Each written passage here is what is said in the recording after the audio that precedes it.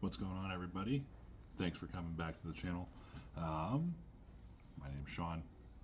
Glad you're here.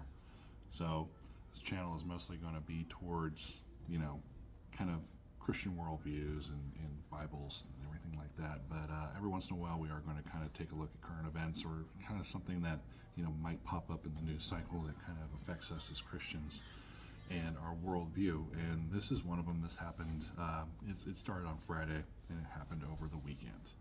And this is, I guess you could call it a spat or a discussion that happened over X between Olympic gold medalist Simone Biles and Riley Gaines, who is the collegiate swimmer who has been very active and outspoken about biological men competing against women in sports. And a little backstory, Riley Gaines made a comment on a story about a Minnesota softball team who won the state championship with a biological male as their pitcher. And we all know who Riley Gaines is. Obviously, we can kind of guess what her opinion was on that.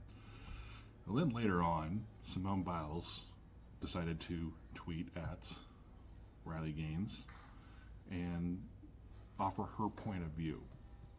And we gotta say it's kind of disappointing because Simone Biles is someone who my daughter looks up to, who has the ear and the pulse of a lot of younger women who want to go out and become gymnastics stars, compete in gymnastics.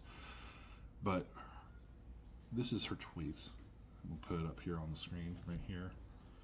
At Riley Gaines, you are truly sick. All of this campaigning because you lost a race. Straight up sore loser. You should be uplifting the trans community and perhaps finding a way to make sports inclusive or creating a new avenue where all trans feel safe in sports. Maybe a transgender category in all sports, but instead you bully them. One thing is for sure, no one in sports is safe with you around. Simone Biles continued by saying that Riley Gaines should bully someone her own size, which in fact would be men, implying that she is the size of a man, which Riley Gaines then decided to show her a tape measure of how she is all of 5'5". Why is this important to us? And it's important to us for several. Why is this important to us? And it's important to us for several reasons. First off, you have an Olympic gold medalist who has gone to, I believe, the last 3 Olympics and has won gold in all of them. There was one Olympics where she decided not to compete in very many of them. I believe she won a gold medal in one of the individual events, but I'm not sure. She has a lot of she has a large platform, and a lot of people respect her. A lot of young girls look up to her, including my own. These last Olympics, we had to stop everything we were doing whenever Simone Biles was on TV and performing and winning gold medals. She's a fantastic athlete. No one's taking that away from her. No one's saying that that's not true. But that men should be able to compete against girls in sports, you're basically betraying all those young girls who look up to you. You're basically turning your back on them for the worldview that we have to be inclusive, and it doesn't matter if it's unfair. We don't want to hurt anybody's feelings, even if they are living in a world where they want to pretend that they're something that they're not. And it's truly disappointing because you've seen this with other athletes. Megan Rapinoe, the female soccer player, she came out towards the end of her career saying that men should be able to compete against women if they think that they are in fact females, which biologically they're not. There's just too many differences between biological men and biological females. That's why we have the separate categories in sports. That's why we have separate bathrooms. That's why we have separate locker rooms. And now they're coming out in support of basically dissolving that. And it's truly, truly disappointing because, like I said, you have all of these young girls who feel empowered every time you go up on stage, on the field, and compete at a level that is beyond professional because you're in the Olympics. And now they're saying that, well, if a man wants to compete against you, you just kind of have to take a back seat to it. And as men, as Christians, as fathers, brothers, grandfathers, we need to step up, and we need to first off explain to our kids that this is not normal. This is not how you should be competing. You should be competing as girls, because that's the category.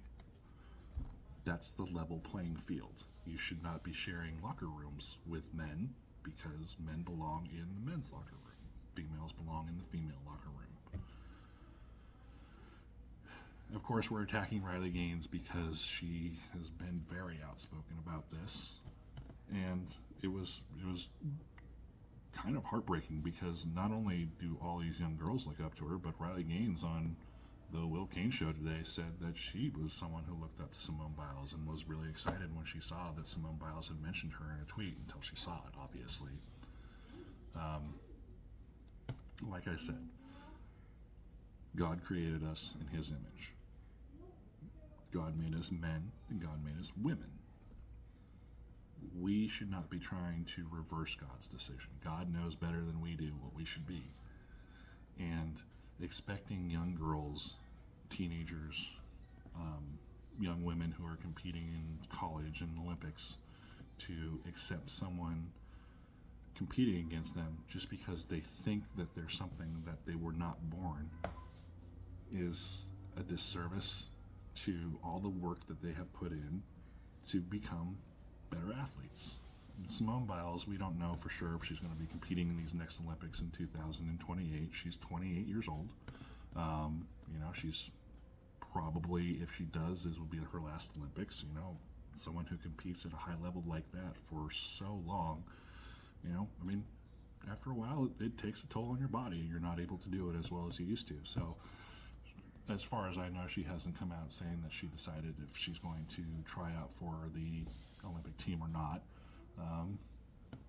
But these athletes, they come along towards the end of their careers, and then they come out in support of men competing against women, because it's not something that they're going to have to deal with as competitors. They're done.